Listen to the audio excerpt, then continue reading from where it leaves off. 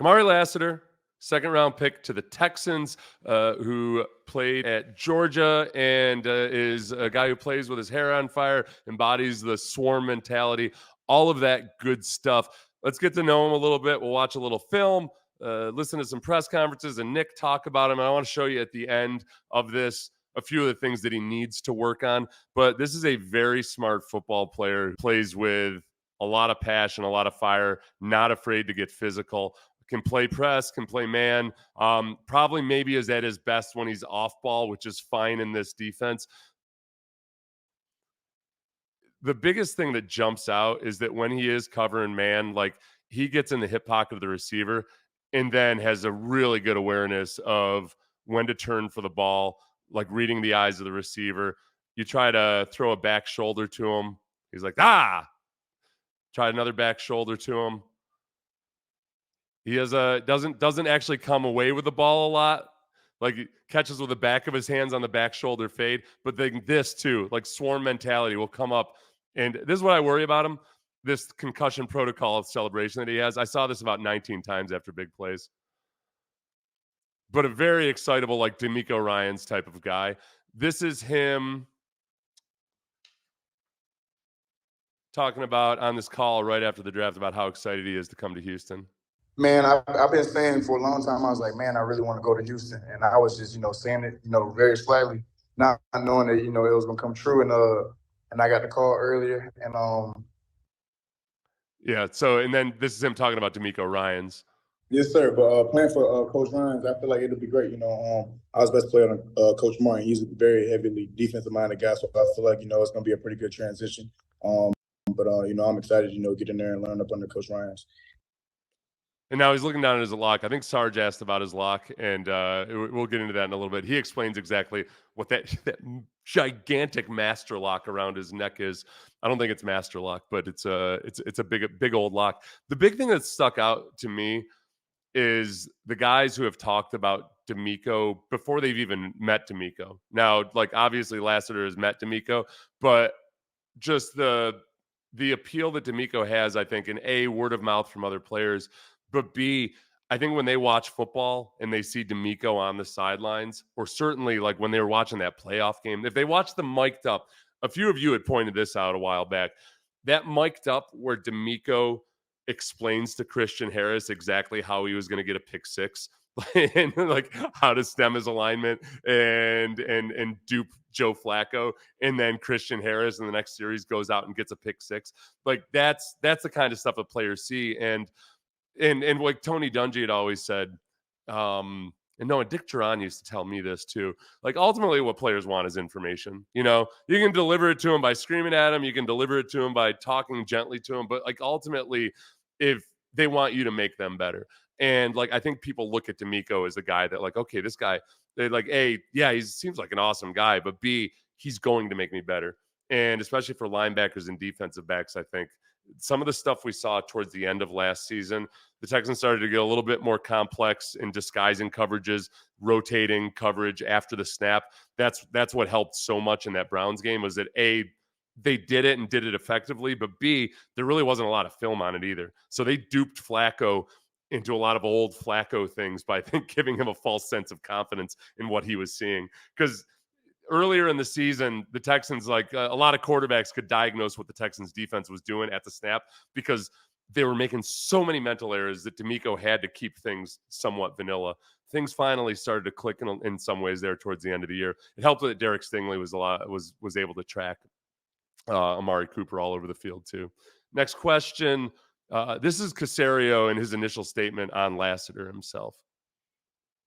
There we go.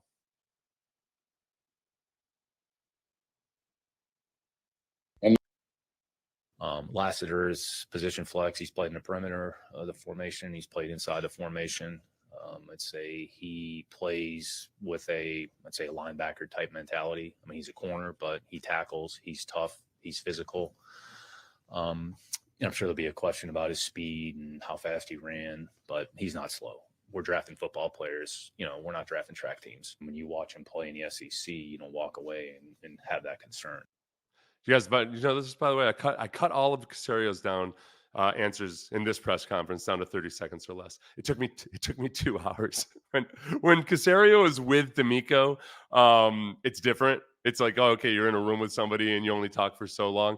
I think when he's up solo or like when he's on the phone with us sometimes, he just kind of, it's a stream of consciousness. And I know a lot of people think he's filibustering. I think he just wants to be very thorough when it's just him talking. So it took me 2 hours to cut down 8 answers to 30 seconds or less so we can play those on Monday for you on the radio. But I think one of the big things is the way that he was coached at Georgia and the way Kirby does things. Kind of like at Alabama, they expect a lot of their defensive backs. They coach their technique up really well. So whatever his 40 time is, it's the same way with linebackers. The game speed varies based on how many false steps is the guy taking, how often is he misdiagnosing or diagnosing correctly, all those things. And Lassiter shows a lot of aptitude for the stuff that gets you to the ball faster. Sometimes he gets a little aggressive with it. Sometimes he gets a little too confident in his ability to anticipate routes. And I'll show you a couple of those at the end. But the upside there is very much there. This is him. This is Caserio talking about the coaching at Georgia. He's well coached. I say Kirby's as good of a coach, and probably, him and Coach Saban are probably good as secondary coaches from a technique standpoint, how they play the ball.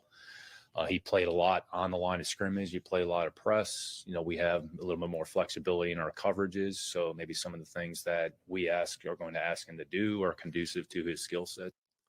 Yeah. So I think in terms of just some of the things the Texans do, we talked when they're in match coverage, when you're off ball and your ability to recognize really allows you to get a jump on routes. And like, there's a lot of times when you watch him play that he's kind of like intercepting the route and I'm not saying running the running the route for the receiver. It's a lot of the football IQ stuff that really flashes, and I think that definitely appeals to D'Amico. This is the swarm mentality. I think Sarge asked him this question about the swarm mentality and how important it was after night one for all three of those players. Yes, Sarge, honestly, that's a huge part of it. I would say Lassiter, this is like no question about it. This is like hands down. So it's actually a huge part of the calculus. And I think our players understand that as well. So when a player comes in the building, they know, they're aware. So are we consistent with our messaging? Are we doing what we say? Are we doing what we believe in? Are we espousing our philosophy at all levels? They know. I like that. They know. They know. Hey, that's badass Nick right there. I feel like, and D'Amico has said the same thing. Like, okay, like there's a certain standard, and if you have enough of the guys that have that standard, you don't really have to talk about it all that much. It's just like, oh, this is what you do. D'Amico talked about that in San Francisco, and you know how physical that defense has been, almost to the point where I feel like Lassiter, much like a lot of the guys that played for San Francisco, is a guy that I'm not even joking when I say this. I sometimes worry about these guys hurting themselves by being so kamikaze. You remember Kevin Johnson was that way? He wasn't built like Lassiter, but Kevin Johnson was that way. Like, God bless him. He was too ballsy for his own good. He had a bird frame, but he would go in there like a rhinoceros, just with his head down, and he got injured a lot. So Lassiter is built better, and I think just with all the emphasis on proper tackling now too, I say going in head first. Obviously, you can't go in head first anymore. Although the Texans did have 2 of the 3 players who were suspended for unsportsmanlike conduct last year in the league on the team at one given time. Kareem Jackson didn't get it. Was Denzel Perryman and Kareem Jackson, who didn't get suspended while he was with the Texans, but we brought him in after the suspension, and then some other guy somewhere. He's of no consequence to us. So this is Lassiter talking about getting the call. And it was just surreal. You dream about having that call your whole life. And my phone disconnected. I had bad service, so I hung up right in the middle of the phase. But man, whenever I got a call back and it was the fifth drop, man, it was just a wave of emotion. See my mom, my grandma, my pops, all my family here, and just seeing everybody just be so happy. It's something that I'll never forget. I don't know where he was, but you can see there in the back, there's a fire alarm in the background. So it's some kind of facility or institution. I just assume they don't have that fire alarm in his house. It's funny when you have to take those questions. Guys are doing all this media right afterwards. The family's going crazy and everything. So I like seeing when they had to duck out somewhere. Sometimes you can tell they're like in a spare bedroom or something, or in the laundry room in their house. I also like I'm glad that he's going to be able to hopefully get his parents better Wi-Fi coverage or wherever they are. He's from. Did he move from? I think he said they moved away from Savannah. I don't know. Savannah can be backwards in some ways, so maybe it's just in Savannah they don't have just good Wi-Fi or good cell phone coverage there. Next question for Kamari Lassiter. Oh, he's just asked about C.J. Stroud. I'll put it like this: C.J. Stroud gave us hell in the Peach Bowl. Remember he goes to Georgia. I don't remember him. I don't remember too many passes hitting the ground. And that was the few games that we really just didn't really have a true answer for the quarterback. So that's one thing that I vividly remember my sophomore year. We scraped out of there barely. Yeah, we squeaked out of there barely. The question should have been like, hey, does it feel like you personally helped CJ Stroud get drafted higher? I mean, they won that game, so it wouldn't be that sensitive of a topic. And obviously he wouldn't have been as integrally involved with all those other studs they had on the defense at the time. But that was I think the one fun thing about having all these guys from Power 5 schools and then a lot of them from the better Power 5 schools is that they can kind of probably get together and compare notes on what was like during that game and everything. And like CJ's got so much respect from other players in a way that, you know, when we asked Bullock about it after he got drafted at the draft show, we had him on the phone. And I mean, CJ was just drafted last year, but Bullock was talking about CJ almost, it sounded like an older brother, like an older, like an uncle or something, you know, and the advice that CJ's given him. Said CJ gave him advice about staying I don't want to phrase it incorrectly, but basically just about his faith and, you know, keeping strong with his relationship with God and all that. As you would expect, that's obviously very heavily part of CJ's core being. He was asked about that heavy lock on his. He's asked a couple times about the heavy lock, but here's his explanation. So the way I had it made, my pops actually designed it for me. He actually had the idea made. He was like, you should get a lock. You know, you call yourself the locksmith. So it's a lock, and the only person who got a key is me. So the key goes inside of the the little right there. So I'm the only person who has a key to this lock. That's why I got it on lock. It sounds like a chastity belt. It's like a chastity belt, but for something. Never mind. But doesn't it look like a chastity belt? Like those old pictures of the medieval. If you don't know what a chastity belt is, look it up and ask why the hell I thought to reference a chastity belt. I like that. I don't know if is he going to wear it all the time. Honestly, it's too big. And this is not. I feel like I'm cool with oversized jewelry and everything. Maybe it's you know what it is? It's a camera angle because I remember him sitting on the couch and it didn't look that big. I worry about these guys' necks and their heads with concussions. So. Oh, yeah. Oh, that was the other thing. Remember that Dan Matthews had told me about him just flat out not coming off the field. So aside from just being good at football, like he is very much like committed to playing special teams, doesn't want to come off the field. I remember like Micah Parsons in the preseason a few years ago. That's where I kind of against my own better judgment, I started to like Micah Parsons, even though he was a Cowboy, because I could tell on Hard Knocks that he just loved playing football. Like he couldn't understand why he wasn't allowed to play in the third quarter of a football game in the preseason. Like, I just want to play football. You gotta that's the kind of crap that D'Amico absolutely loves, obviously. Few areas. I think I only added like 3 plays on here, followed by some highlights for areas for improvement. If you look, here he is up top. You're going to love the way he comes up and wants contact, but you don't like this leverage where like his job here as the cornerback is to turn that, first and foremost, turn the play inside.